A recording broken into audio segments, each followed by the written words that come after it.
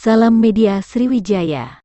Penyanyi dangdut sohor Lesti Kejora akhirnya kembali tampil di konser megah Betran Peto pada Sabtu malam kemarin, tanggal 22 Oktober tahun 2022.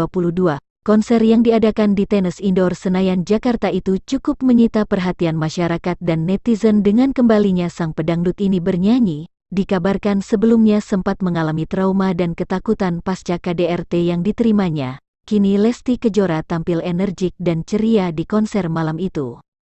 Kembalinya Lesti Kejora menyanyikan lagu dangdut dan menghibur masyarakat pun terbagi kedua kubu di kalangan netizen. Ada netizen yang senang karena akhirnya Lesti Kejora bisa kembali berkarya dan duet bersama Betran Peto.